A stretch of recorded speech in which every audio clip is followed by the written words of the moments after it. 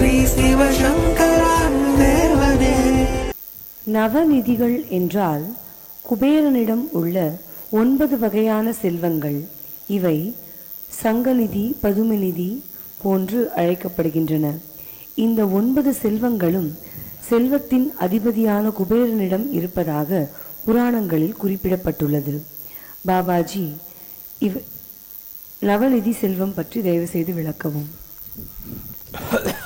குபேரனுங்கிறவன் நீங்கள் நினைக்கிற அளவுக்கு ஒன்றும் ரொம்ப பெரிய ஆளெல்லாம் கிடையாது. இன்ஃபேக்ட் அவன் ராவணனெல்லாம் brothers. It's a portfolio.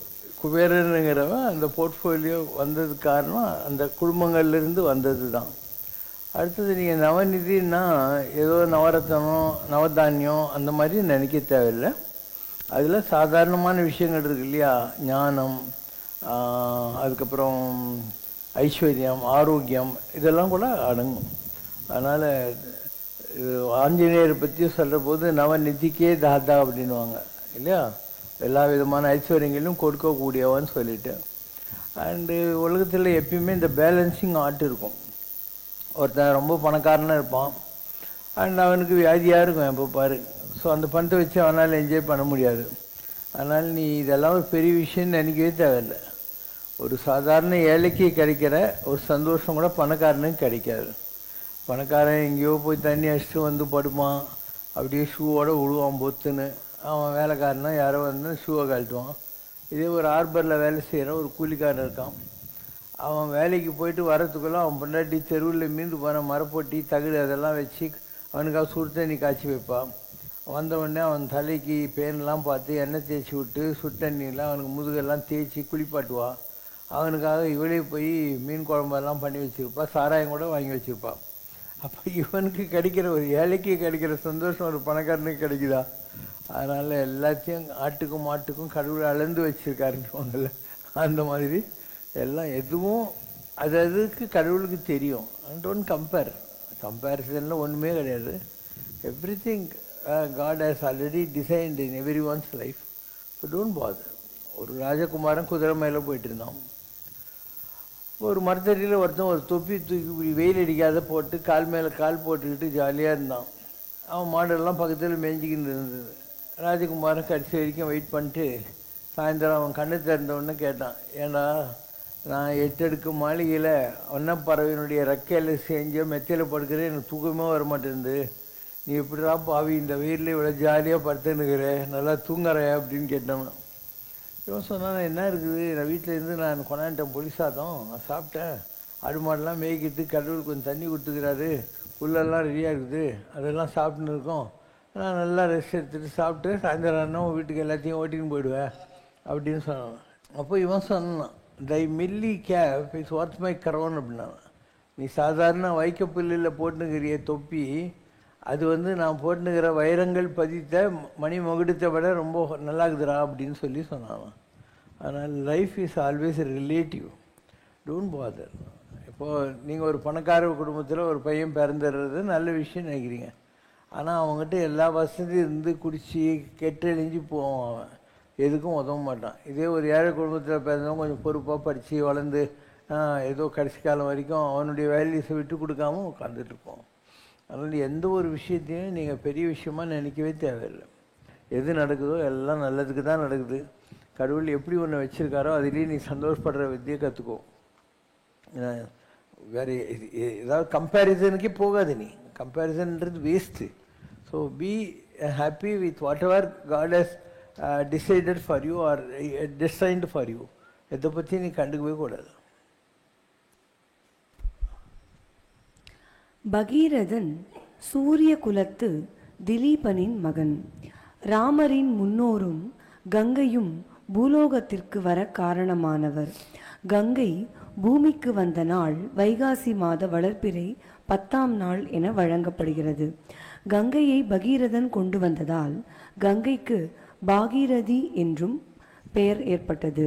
Babaji, மேலே குறிப்பிட்டுள்ள பகீரத பிரயத்தனம் பற்றி தயவு செய்து விளக்கவும். பகீரதன் போல வேறு யாராவது இது போல வேறு செயல்கள் செய்துள்ளார்களா? பகீரதன் கொண்டு வந்ததுக்கு காரணம் இந்த உலகத்துக்கு நல்லதெல்லாம் நடக்கணுன்ற மாதிரியான பொது நலம் அல்ல. அவன் வந்து சாகர ராஜாக்கள் அப்படின்னு, சமுத்திர ராஜாக்கள்ன்றாங்க இல்லையா, சாகரம் சமுத்திரம் ஒன்று தான், அந்த வம்சத்தில் வந்தவன்.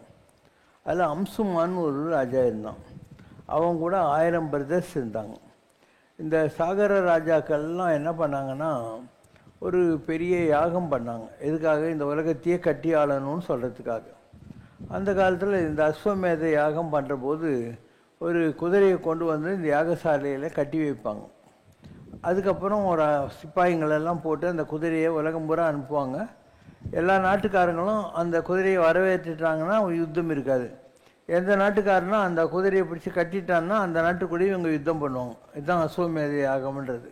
இப்படி தான் ஒவ்வொரு இதுலேயும் நடக்கும். இவன் ராமாவதார காலத்தில் கூட ராமருக்காக இவங்க போனாங்களா இல்லையா, அந்த குதிரையை லவகுசா கட்ட போகிற போது கட்சியில் ராமருக்கும் லவகுசருக்குமே சண்டை வந்து சீதை வந்து உன் பிள்ளைங்கன்னு சொல்கிற வரைக்கும் சண்டை போட்டுனே இருந்தாங்களா இல்லையா, அந்த மாதிரிலாம் உண்டு அந்த காலத்தில்.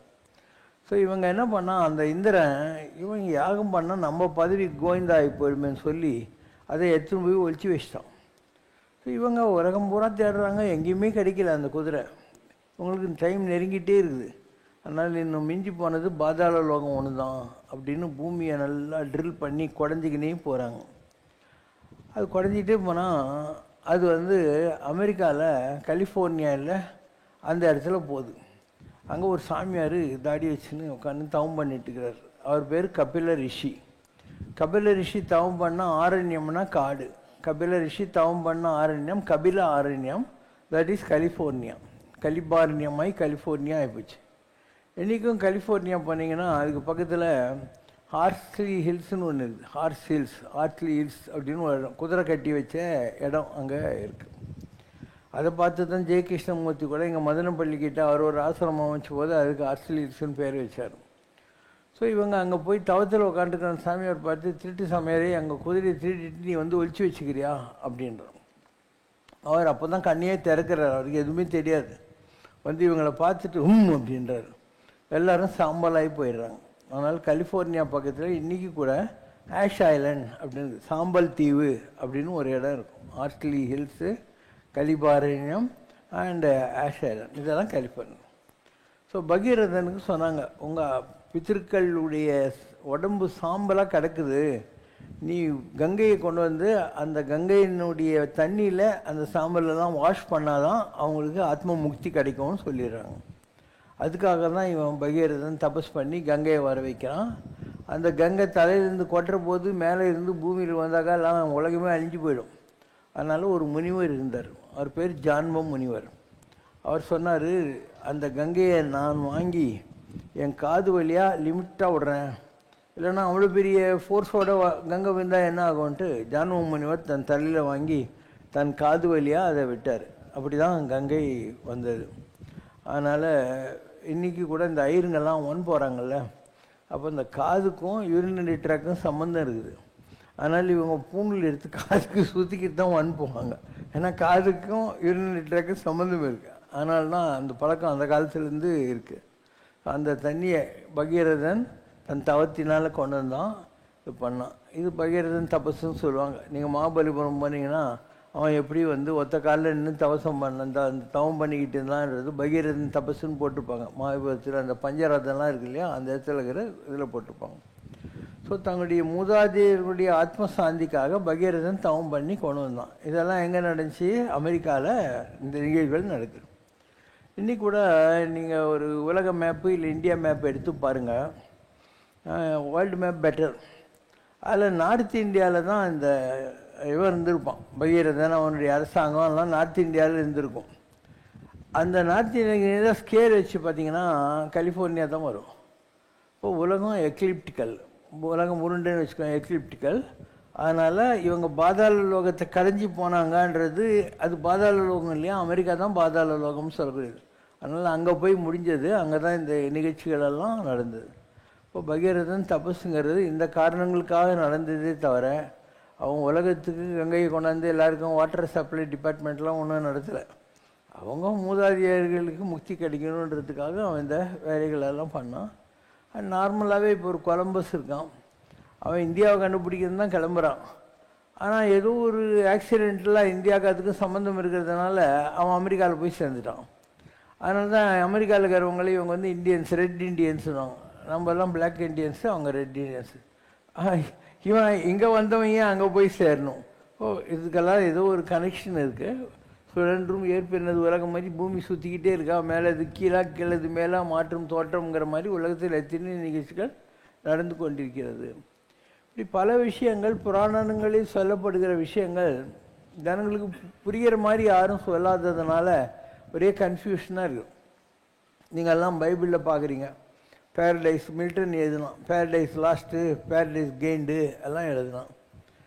இந்த மாதிரிலாம் ஒன்றும் நடக்கவே இல்லை. There was no Adam, there was no Eve. ஆடமும் கிடையாது, ஈவும் கிடையாது. ஓகே, ரெண்டு பேருமே கிடையாது. இதெல்லாம் என்னன்னா இந்த பாஹியானி வான்ஸ்வாங்கு இந்த மாதிரி ஆளுங்கள்லாம் ஊர் சுற்றுவாங்க. அந்த காலத்தில் சின்ன சின்ன போட்டு, ஸ்டீம் போட்டு எதையும் வச்சுக்கிட்டு ஊர் ஊராக போவாங்க. இந்த ஊர்லேருந்து கதைகளெல்லாம் அங்கே கொண்டு போய் சொல்லுவாங்க. அந்த மாதிரி தான் இந்த கதைகளெல்லாம் பரவிச்சு. ஸோ நம்ம ஊரில் ஒரிஜினலாக வேத காலத்தில் நான் ஒரு 5000 வருஷத்துக்கு முன்னால் வந்து உபனிஷத்துக்கள்னு இருந்தது. உபனிஷத்துனா என்ன? Type of short stories. நீங்கள் வந்து மெயின் புக்கு படிக்கிறீங்க, நான் டீட்டெயில் படிக்கிறீங்களே, அந்த மாதிரின்னு வச்சுக்கோங்க. இது நான் டீட்டெயில். ஸோ அந்த ஷார்ட் ஸ்டோரிஸ் இருந்தது. அதில் என்னென்னா ஒரு பறவை, 2 பறவைகள். ஒரு பறவை ஆண் பறவை, அதுக்கு ஆத்மான்னு பேர். இன்னொன்று ஒரு பெண் பறவை, அது ஜீவாத்மா அப்படின்னு பேர். ஸோ ஆத்மா பிகேம் ஆடம் அண்ட் ஜீவாத்மா பிகேம் ஜீவ் அண்ட் ஈவ். இதுதான் ஆடம் அண்ட் ஈவ். அந்த ரெண்டும் ஒரு மரத்து மேலே இருந்துச்சு. அந்த மரத்துக்கு பேர் பிப்பல மரம். அதில் இருந்த பழம் இல்லையா, ஃபல் அப்படின்வாங்க சான்ஸ்கிரிட்டில், ஹிந்தியிலெல்லாம் பழத்தை ஃபல் அது. ஸோ இது ஆண் பறவை கிட்ட பெண் பறவை சொல்லுது, நான் அந்த பீப்பல் சாப்பிட்டுமான்ட்டு. இது வேணாம் நம்ம கடவுளால் தண்டிக்கப்பட்டுருவோன்னு. பெண் பறவை சாப்பிடுது, அதனால் ஆண் பறவையும் சாப்பிடுது. So both were cursed to lose the paradise and they got in to paradise lost. பேரடைஸ்லேருந்து பேரடைஸ் லாஸ்ட் ஆனதுக்கு இதுதான் காரணம். அப்போ இந்த கதை இருக்கு இல்லையா, இது நம்ம ஊரில் என்ன சொல்கிறான், ஆத்மான்றான். So atma become Adam, jivatma became jiv and Eve. இப்படி தான் ஆடம் ஈவ்ன்றது வந்து. Peepal tree became apple tree. Peepal tree became apple tree. So நம்ம ஊரில் 5000 வருஷத்துக்கு முன்னால் உபநிஷத்தில் சொல்லப்பட்ட ஒரு கதையை தான் இவங்க வந்து ஆடமு ஈவுன்னு சொன்னானுங்க, கதை கட்டிட்டானுங்க. அதை வச்சு மில்டன் எழுதுனோம், பேரடைஸ் லாஸ்ட், பேரடைஸ் இப்படி கதையாக பண்ணுறாங்க. இதெல்லாம் கதைங்க தான். அந்த காலத்தில் பிரிண்டிங் மீடியா கிடையாது, டேப் ரிகார்டரு எதுவும் கிடையாது. இந்த ஜனங்க ட்ராவல் போகிற போது கதை சொல்லுவானுங்க இல்லையா, அதை தான் கேட்பாங்க. Sri Seshadri Swamigal's message. I declare that I am in everyone, in every being, so do not hate anyone or cavil at anyone. Spread love always everywhere. That is the way of revering me. Do not seek to measure me or evaluate me. I am beyond your imagination and understanding. Pray or worship for your own satisfaction and contentment. Babaji, Nadi palm leaves and a blind Devi Upasakar and a Siddhar has told that Babaji was Seshadri Swamigal in his earlier births. Interestingly, what Seshadri Swamigal said above as a message to his devotees are the same what you often say in the satsang to us here at Ramarajya. Please explain. காஞ்சிபுரத்தில் அவங்க அம்மாவுடைய இடுப்பில் சேஷாதிரி அந்த குழந்தை உட்காந்துருந்துச்சு. அப்போ அங்கே ஒரு பொம்மை வியாபாரி வரான். இவர் அந்த கூடையில் இருக்கிற கிருஷ்ணர் பொம்மையில் தவழ்கிற மாதிரி அதை வேணும்னு கேட்குறாரு. அம்மா நான் காசு கொண்டு வரல வேணான்றான். அவன் இல்லைம்மா குழந்தை தானே அந்த பொம்மையை கொடுத்துட்றான். அன்றைக்கி சாயந்தரம் அந்த பொம்மை வியாபாரி வந்து அந்த குழந்தையோட கையை வாங்கி கிஸ் அடிக்கிறான். தங்க கை தங்க கை தங்க கை. எல்லோரும் என்னன்றாங்க, நான் 1 வருஷத்தில் விற்காத எல்லா பொம்மையும் இந்த குழந்தை தொட்டதுனால ஒரே நாளில் விற்று போச்சு அப்படின்னு. அன்னிலேருந்து அவரை தங்க கை சேஷாதுன்னு எல்லாரும் சொல்ல ஆரம்பிச்சிட்டாங்க. அந்த காலத்துலலாம் பால்ய விவாகம், சின்ன வயசுலேயே கல்யாணம் பண்ணி வைப்பாங்க இல்லையா, அதனால் அவருக்கு காஞ்சிபுரத்தில் பொண்ணு பார்த்து கல்யாணம் பண்ணி வைக்கிறாங்க. இவர் கல்யாணத்துக்கு எல்லோரும் வெயிட் பண்ணியிருந்தால் கதவு திறந்து ஓடி போடுறாரு. அதுக்கப்புறம் அவர் எங்கே போனார் என்னான்னு யாருக்குமே தெரியல. ஏன்னா இப்போ இருக்கிற மாதிரி கம்யூனிகேஷன், டெலிஃபோனு அதெல்லாம் அந்த காலத்தில் கிடையாது இல்லையா. அப்புறம் பார்த்தாக்கா அவர் திருவண்ணாமலையில் இருக்கார். திருவண்ணாமலையில் எருமை மாட்டை கட்டிக்கிட்டு சேத்துல உட்காந்துன்னு இருப்பார். அந்த அளவுக்கு ஹை லெவலுக்கு போயிட்டார். யாராவது அந்த சுடுகாட்டில் இருக்கிற தோட்டி இருக்கான் இல்லையா, அவன் வந்து அவன் கொண்டாடுற கம்பங்கூழ இவர் குடிச்சிட்டு இவருக்கு யாராவது கொண்டாந்து கொடுக்குறதுனால சாப்பாடு அவனுக்கு கொடுப்பாரான். இவருக்கு யாராவது வேஷ்டி வாங்கி கொடுத்தா அவனுக்கு கொடுத்துட்டு அவனுடைய அழுக்கு வேஷ்டி கட்டின்னு உட்காந்துன்னு இருப்பாரான். இப்படி ஒரு ப்ரொஃபைலில் அவர் இருந்தார். ஹை லெவல் ஆஃப் அத்வைத்தம், உலகத்தில் எல்லாம் ஒன்று தாங்கிற ஒரு நிலையில் அவர் இருந்தார். இன்ஃபேக்ட் அவருக்கு தான் ஞானதீஷ்டில் தெரிஞ்சது. மதுரை சேர்ந்த வெங்கட்ராமனுங்கிற பையன் அந்த பாதாள லிங்கத்துக்குள்ளே போய் கடுமையாக தவத்தில் உட்காந்துருக்கான்னு. ஸோ அரிக்கன் ரைட் எடுத்துன்னுட்டு ஒரு ஆளை கூட்டின்னு போய் அந்த கோவுக்குள்ளே போய் அவனை தூக்கின்னு வர்ற காலெல்லாம் ஜேமாகி போயிருக்குது. தூக்கின்னு வந்து உடம்புல இருக்கிற முள்ளெல்லாம் எடுத்துட்டு இவர் தான் அவருக்கு பாலரமணர்னு பேர் வச்சது. யார்? சேஷாதிரி சாமி தான் வச்சார். அப்போது சேஷாதிரி சாமி இருக்கார் இல்லையா, அவர் கொஞ்ச நாளைக்கு மலை மேலே ஸ்கந்தாசிரமம்ன்ற ஒரு இடம், ஒரு சின்ன குகை மாதிரி இடம், அங்கே தான் இருந்தார். அதுக்கப்புறம் கீழே அவங்க மாத்திருப்புதேஸ்வரர் ஆலயன்றது அவங்க அம்மா சமாதி மேலே கட்டிட்டு இருக்கிற ரமணாசிரமம் அப்படி தான் வந்தது. ஸோ அவர் அந்த மாதிரி இருக்கிற காலத்தில் சேஷாதிரி சாமிகள் அவரை தேடி வள்ளிமலை திருப்புகழ் சச்சிதானந்த சுவாமிகள்னு ஒரு மகான், அவர் அர்த்தநாரின்னு அவருக்கு பேர். திருச்செங்கோட்டில் அர்த்தநாரி கோவில் இல்லையா, அதை வேண்டி பிறந்ததுனால அவர் பேர் அர்த்தநாரி. அவர் மைசூர் ராஜா அரண்மனையில் சமையல்காரர். அவருக்கு தீராத வயிற்று கிரானிக் அல்சர்னு வச்சுக்கோங்க. அப்போ சூசைட் பண்ணிக்கலான்னு நினைக்கிறார். யாரும் சொல்கிறாங்க நீங்கள் பழனிக்கு போங்க நல்லா ஆகிடுவீங்க அப்படின்னு. ஸோ அவர் பழனிக்கு வர்றார். இதெல்லாம் இப்போ 1930s. பழனிமலைக்கு வந்து அந்த தீர்த்தத்தை சாப்பிட்ட உடனே வயிற்றில் இருந்த அந்த அல்சரி ஃபீலிங்கெல்லாம் நின்று போகுது. அதுக்கப்புறம் அவர் ஊருக்கு லெட்டர் எழுதுகிறார். இந்த உடம்பு கடவுள் கொடுத்த பிச்சை, நான் இனிமேல் முருகனுக்கு அடிமைன்னு சொல்லிட்டு உட்கார்றார். டெய்லி மலை சுற்றுவார், படியேறி மலை மேலே போவார், கோயில் பிரசாதத்தை பஞ்சாமிரத்தை சாப்பிட்டு அங்கே தான் இருப்பார். அந்த காலத்தில் கோயில்களில் தேவதாசிகள் உண்டு. தேவதாசிகள்னால் யார்? ஒரு லேடி டான்ஸர் கடவுளையே தன் கணவனாக நினச்சி தாலி கட்டிக்குவான். அந்த கோயிலில் டான்ஸ் ஆடுறது. எப்படி கோயிலில் ஒரு குருக்கள் இருப்பார், ஒரு நாதஸ்வர பார்ட்டி இருக்கும், அந்த மாதிரி இவங்க நாட்டியம் ஆடுறவங்க தேவதாசிகள், தேவனுக்கு தாசிகள் அந்த மாதிரி. ஸோ அந்த அம்மா அங்கே டான்ஸ் ஆடுற போது திருப்புகள் பாடிக்கிட்டு ஆடிக்கிட்டு இருக்கு. இவர் ரொம்ப நல்லா இருக்கேம்மா அப்படின்னு, இவர் தமிழ்நாட்டில் பிறந்தாலையும் தமிழ் தெரியாது, அதனால் கன்னடத்தில் எழுதிக்கிட்டு அந்த திருப்புகளை மெதுவாக பாட ஆரம்பிக்கிறார். அப்போ யாரோ ஒருத்தர் பிடி பெல் அண்ட் கம்பெனி சுங்கராம் செட்டி ஸ்ட்ரீட்டில் பிரிண்ட் அடித்த கொட்டை எழுத்து திருப்புகள் புக்கை கொண்டாந்து இதை வச்சு படிங்கன்றார். இன்னும் யாரும் ஒரு தம்புரா கொண்டாந்து விடுகிறார். அந்த தம்புராவை மீட்டிக்கிட்டு இவர் திருப்புகள் அப்படி பாட ஆரம்பிக்கிறார் கொஞ்சம் கொஞ்சமாக. இப்படி அவர் அங்கே இருந்துக்கிட்டு இருக்கிற போது அவருக்கு தோணுது நாம் ஒரு குருவை தேடணும் அப்படின்னு. அந்த காலத்தில் ரொம்ப ஃபேமஸ் யார்? ரமண மகரிஷி, சேஷாதிரி சுவாமிகள். அதனால இவர் திருவண்ணாமலைக்கு வர்றார் பழனியிலிருந்து. மலை மேலே போகிற போது ரமணர் உட்காந்துருக்காருல ஸ்கந்த கோகையில். அவர் சொல்கிறார், நான் உன் குரு இல்லை, கீழே ஒருத்தன் எருமை மாட்டை கட்டின்னு உட்காந்து போகும்பாரு, அவன் தான் உன் குரு. இவர் தூரத்தில் வர்ற போது சேஷாதிரி சாமி சொல்கிறார், உனக்கெல்லாம் எதுக்குடா உபதேசம், திருப்புகழ் தாண்டா மகாமந்திரம் அப்படின்னார். உனக்கு வேறு உபதேச மந்திரம்லாம் வேண்டாம், திருப்புகளே போகிறோம் அப்படின்ட்டு, நீ வள்ளிமலைக்கு போ, நான் அங்கே வருவேன் அப்படின்னார். ஸோ இவர் அப்படி தான் வள்ளிமலைக்கு வர்றார். வள்ளிமலையில் அவருக்கு நிறைய அனுபவங்கள் கிடைக்குது. வள்ளி ஒரு குறப்பெண்ணாக வருவா, அவர்கிட்ட வந்து டெய்லி விளையாடுவா. இவர் வெத்தலை பொட்டி வச்சுருப்பார் இல்லையா, அதை வெத்தலை போட்டு அவள் கொண்டு போய் எங்கேயாவது ஒழிச்சு வச்சுருவா. இவர் போய் எங்கே இருக்குது என் வெத்தலை பொட்டின்னு போனால் அவனுக்கு உன் பேர் என்னான்னு கேட்பார் அந்த குறப்பெண்ணை. அவள் சொல்லுவா, உனக்கு அன்பு பொங்கி வராதா, பாசம் பொங்கி வராதான்னு. அப்போ பொங்கி அப்படின்னு அர்த்தம், அவள் பேர் பொங்கி அப்படிங்கிறது. பொங்கல் வச்சு கும்பிட்டா பொங்கின்னு வச்சுக்கோயேன்.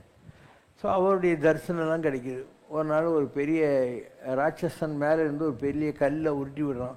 அப்போ இந்த குழந்தை கையை பிடிச்சி இழுத்துட்டு தான் அந்த கல்லில் இவர் பழிக்கிறாரு. இந்த மாதிரி பலவிதமான அனுபவங்கள் கிடைக்கிது. ஒவ்வொரு நாளும் அந்த மலை உச்சியில் நின்று திருத்தணி கோயிலில் மணி சத்தம் கேட்கல, டங்கு புங்குன்னு அதெல்லாம் கேட்பார். அப்படியே அங்கே இருந்துக்கிட்டு இருக்கார். இதுக்கு நடுவில் ரமணர் இறந்துட்டார், சேஷாதிரி சாமி இறந்துட்டாருன்னு பேப்பரில் தகவல் வருது.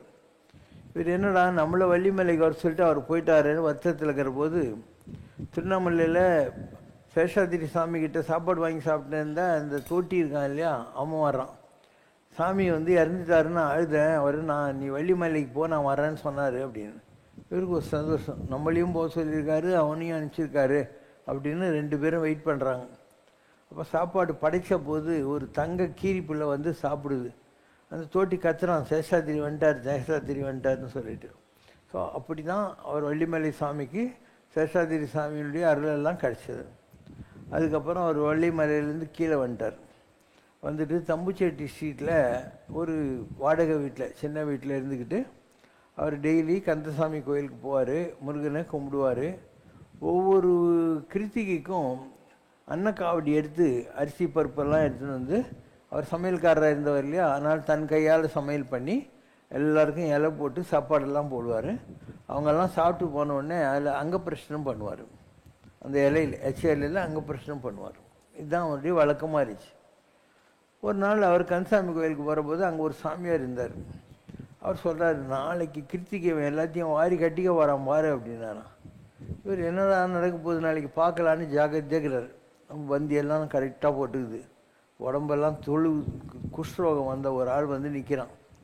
அவனை உள்ளே விட்டா இவங்கெல்லாம் ஓடிவிடுவாங்க, ஆனால் அவனை விடாமல் இருக்கக்கூடாது. அதனால் இவர் என்ன பண்ணுறாரு, பூஜை ரூமில் ஒரு இலையை போட்டு குழக்கடை கதவு திறந்து அவனை கூப்பிட்டு அந்த இலையில் உட்கார வச்சு அவனுக்கும் எல்லாம் பரிமாறுறாரு.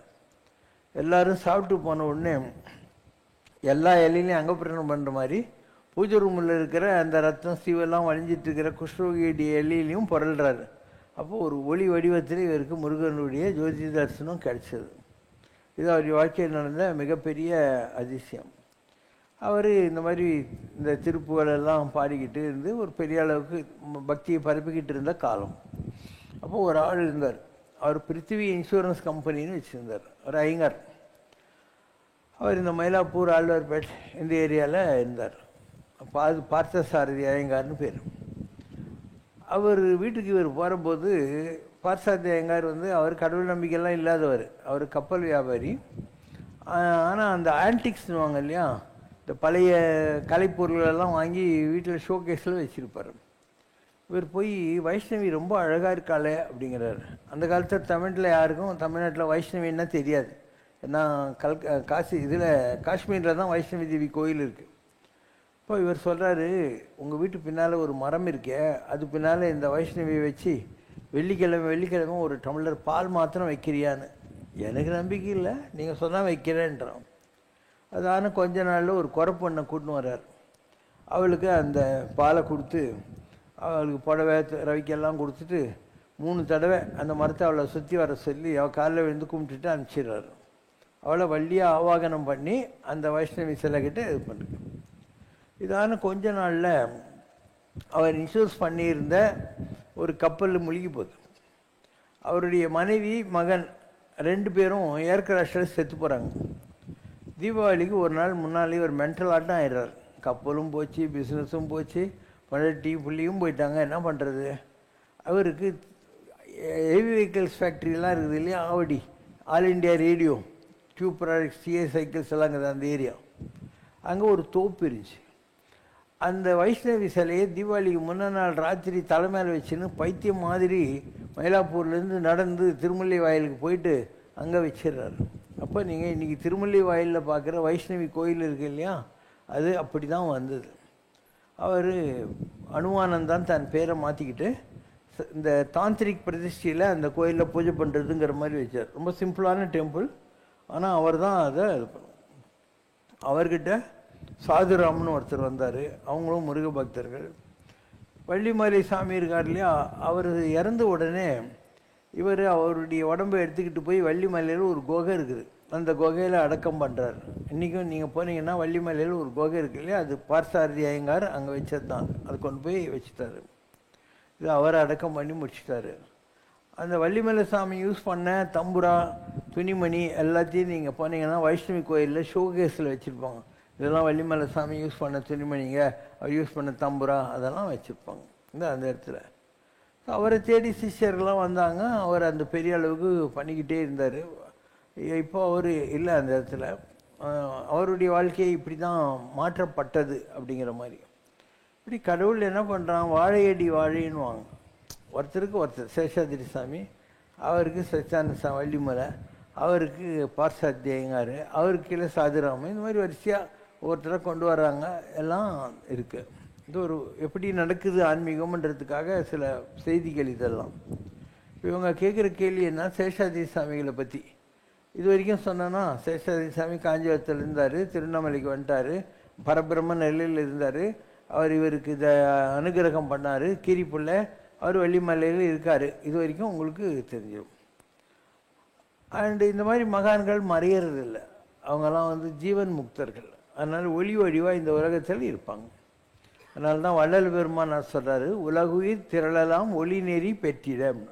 உலகத்தில் இருக்கிற எல்லாரும் ஜோதி ஸ்வரூபமாக மாற வேண்டும் அப்படின்னு அர்த்தம். ஸோ ஜனவரி 20, 1984 நான் அண்ணா நகர் வீட்டில் இருக்கேன். அப்போ சண்முக சிகாமணின்னு ஒருத்தர் இருந்தார், ஐஏஎஸ் ஆஃபீஸரு, இந்து சமய அறநிலையத்துறை செக்ரட்டரி.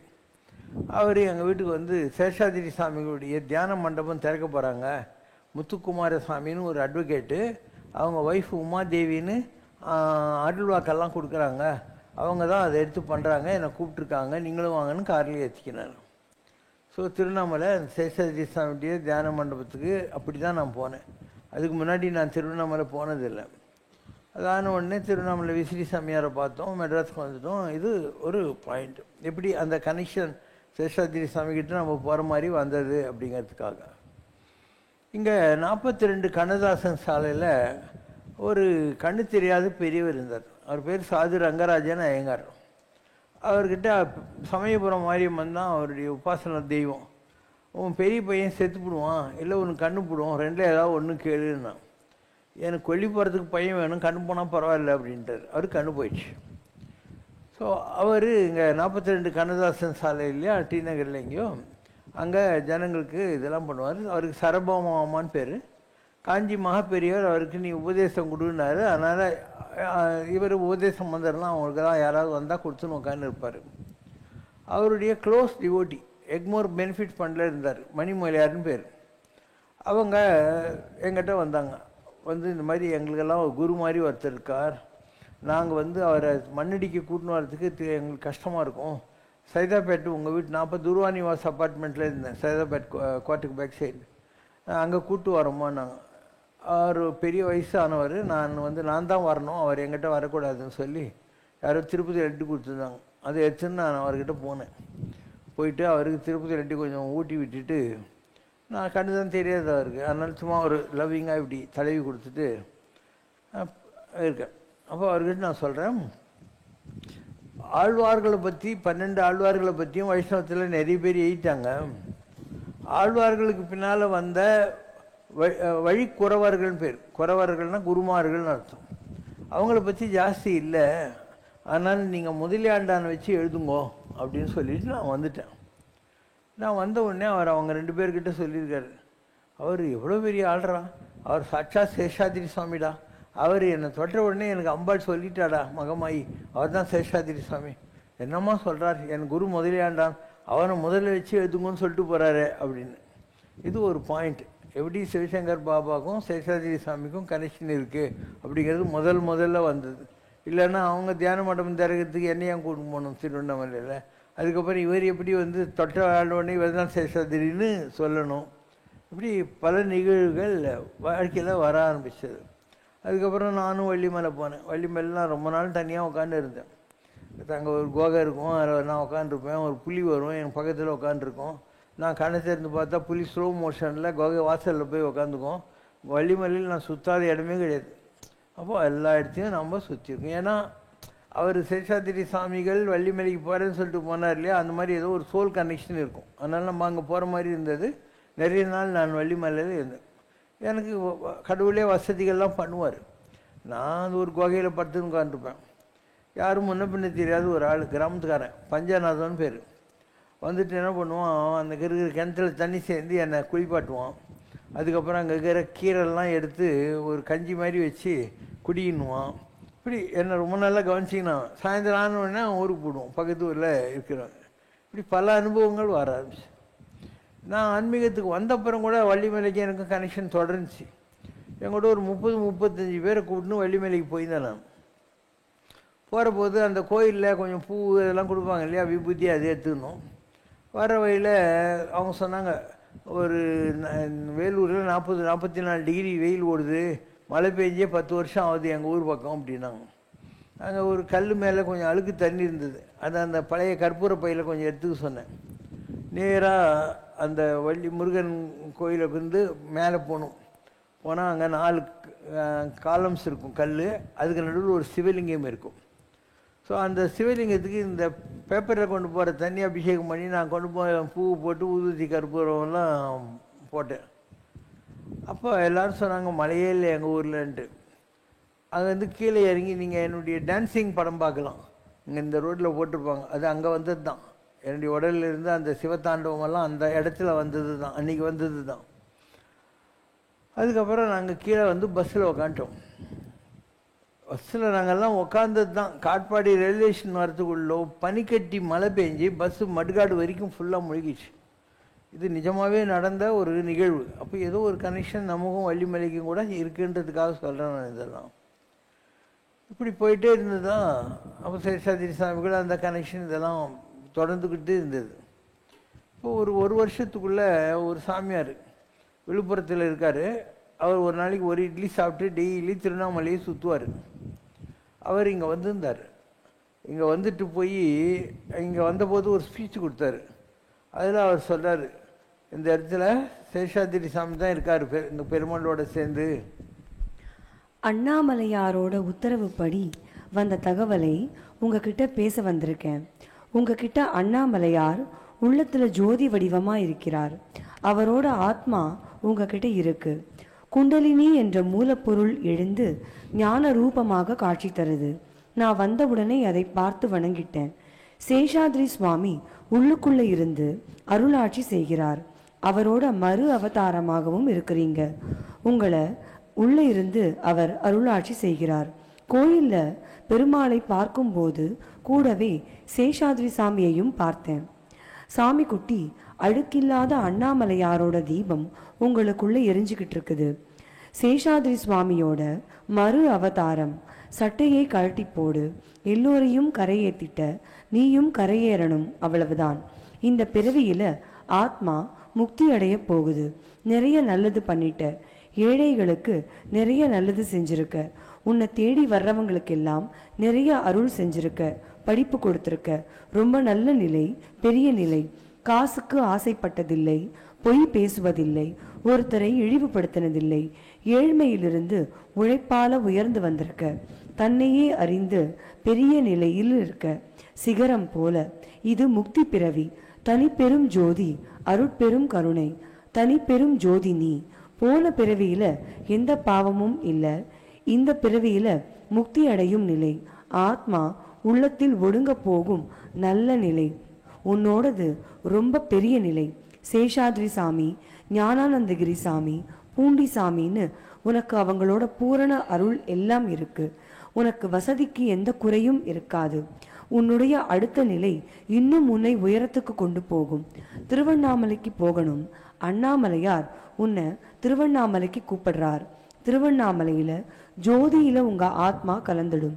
திருவண்ணாமலையில உங்களுக்குன்னு இடம் இருக்கு. திருவண்ணாமலையில் முருகனுக்கு ஒரு இடம் அமைச்சு முருகன் உங்களை வச்சு பெரிய அருளாட்சி பண்ண போறார். சேஷாத்ரி சாமி போல உங்க நிலை வரும். முருகனுக்கு 21 அடியில் சிலை, 12 அடியில் வேல், வெள்ளியில் சேவல் மயில், இதெல்லாம் செய்யற மாதிரி வரும். திருவண்ணாமலைக்கு வரணும். அண்ணாமலையாரோட ஜோதியில தான் உன்னோட ஆத்மா ஒடுங்கும். சூரியன், அக்னி எல்லாம் ஒண்ணுதான். என்கிட்ட இருக்கிறதெல்லாம் உனக்கு கொடுக்க சொல்லி உத்தரவு எல்லாம் கொடுத்தாச்சு. நிறைய ஆயுள் இருக்கு. 140 வயது ஆயுள் இருக்கு. உன் உடம்புக்கு ஒன்றும் வராது. பரிபூரண ஆரோக்கியம் இருக்கு. அண்ணாமலையார் தீபத்துல ஜோதி வடிவத்துல சேஷாத்ரி சுவாமி கலந்தது மாதிரி அண்ணாமலையாரே வந்து உன்னை மயில் மேல கூட்டிட்டு போவார். பிறவி முக்தி இருக்கு. மற்றவர்களைப் போல இல்லாம உன் ஆத்மா திருவண்ணாமலையில இருந்து எல்லோருக்கும் அருள் செய்யும். இதெல்லாம் அவர் இங்கே வந்து சொல்லிட்டு போனது மாதிரி. The time has come already, just waiting. இப்போ இவங்க படிக்கிறது நமக்கும் சேஷாத்ரிகளுக்கும் உள்ளது, நமக்கும் சேஷாத்ரி இது திருவண்ணாமலைக்கு உள்ள கனெக்ஷன்ஸு எல்லாமே அதனுடைய போக்கில் வெளிப்படும் இல்லையா. இப்போது நான் ஒரு சாதாரணமாக ஒரு ஆலங்காயன்னு ஒரு கிராமத்துலேருந்து வந்தாள். எங்கேயோ கோயம்புத்தூரில் போய் படித்தேன், அப்புறம் ஸ்காலர்ஷிப் வாங்கினேன், வாணியம்பாடியில் படித்தேன், வந்தேன். இப்படி வாழ்க்கையில் பூரா என்னை ஏதோ ஒரு பேரூராற்று படுவும் புனை போல் நான் காட்சியை தெரிந்தும்னுவோம். ஒரு கட்டையை தூக்கி தண்ணியில் போட்டால் அந்த தண்ணியோட கட்டை போகுமா, அந்த மாதிரி என் வாழ்க்கை பூராவும் அதனுடைய போக்கில் ஓடிக்கிட்டே இருக்குது. நான் சாமியாக ஆகணும்னு நினைக்கல, அதுக்காக எந்த பிரயத்தனமும் படலை, அதனுடைய போக்கள் எல்லாமே நடக்குது. So we are ready now. இப்போ ஒரு காட் கிவன் மிஷன் வச்சுக்கோயேன். நம்மக்கிட்ட என்ன இல்லை, இவ்வளோ பெரிய ஆசிரமம் கட்டியிருக்கோம், பாடுறதுக்கு ஆள் இருக்குது, பரிமாறுறதுக்கு ஆள் இருக்குது, சங்கறதுக்கு இடம் இருக்குது, சாப்பாட்டுக்கு வழி பஞ்சமே கிடையாது, பணம் தேவையே படுறதில்லை, எல்லாமே தான் கொடுத்துருக்காரு கடவுள். அப்போ இந்த மாதிரி நிலைகளெல்லாம் நெக்ஸ்ட்டு வர்ற போது இல்லையா, we can take off just like that. ஒரு ஏரோப்ளேன் ரெடியாக நிற்கிது, ஏர்போர்ட்டும் ரெடியாக நிற்குது, சிக்னல்லாம் வேலை செய்யுது. ஏரோப்ளேன் புருன்னு போய் மேலே தூக்க வேண்டியது தானே பாக்கி. அந்த நிலையில் நாம் இன்றைக்கி இருக்கோம். We are ready for take off, let's wait இல்லையா. அதாவது மற்றவங்களுக்கு புரியாமல் போகலாம், but when the things are going to happen next, people will understand. கட்டாயம் தெரிஞ்சுக்குவாங்க ஜனங்க. I am just waiting. You will see my next steps as they happen. As they happen, you will see. I am mentally prepared for my next steps. Just waiting for that alarm, morning alarm. ओम जय शिव शंकर रे स्वामी जगत परिपालक रे आदि शंकर अवतारा अनाथ रक्षक रे ओम जय शिव शंकर रे அன்னையும் தந்தையும் நீரென்றறிந்தும் அன்பில் நனைகின்றோம் சுவாமி, அன்பில் நனைகின்றோம். ஆசானும் இறையாகிய தேவா நின்னடி பணிகின்றோம். ஓம் ஜெய சிவசங்கரரே. கைலையை பன்முறை வலம் வந்தாய் ஓ கருணாகர கீர்த்தி, சுவாமி கருணாகர கீர்த்தி. மயிலையில் நின்று வரம் தருகின்றாய் மங்களகர மூர்த்தி. ஓம் ஜெய சிவசங்கரரே. ஆனந்த சாகரம் தனிலம்மையாழ்த்தும் அற்புத அருள் ஜோதி, சுவாமி அற்புத அருள் ஜோதி. ஆரத்தி செய்து பாடி மகிழ்ந்தோம் அருள்வாய் பரஞ்சோதி. ஓம் ஜெய சிவசங்கரரே. அமைதி தேடும் உலகினிலே ஆண்டவனின் வீதி உலா வருகுது பார். தெய்வலோக ராஜனிலா வரும் வழியில் போலிகளின் மூடுவிழா மேடையிலும் ஜோதி இவன் திறப்பு விழா வைபவம் தான் ஜகம் முழுதும் சிறப்பு விழா நடப்பதற்கு ஜீவகலை தொடக்க விழா வசந்த விழா சுழுமுனையின் நடன விழா நாயகனின் ஞான சபை சம்ரக்ஷணா வந்துவிட்டால் தாய் மடியில் மழலை விழா மகிழ்ச்சியில் தான் மனம் பரப்பும் தெய்வ விழா ரகசியங்கள் சேர்ந்திசைக்கும் மனித விழா நாடகத்தின் மாண்பு விழா வாசி விழா முழங்கிவிட்டால் தேசமெங்கும் நேச விழா செழிப்பதற்கு நிதி வழங்கும் மௌன விழா மகத்துவமே ஈசனிவன் ஆசி ஆசி விழா அனுபவம் தான் அனைவருக்கும் அமைதி விழா. அமைதி தேடும் உலகினிலே ஆண்டவனின் வீதி உலா. வீதி உலா வருகிறது பார் தெய்வலோக ராஜனிலா. தேவலோக ராஜனிலா. தெய்வலோக ராஜனிலா. குறை ஒன்றுமில்லை மறைமூர்த்தி கண்ணா. குறை ஒன்றும் இல்லை கண்ணா. குறை ஒன்றுமில்லை கோவிந்தா.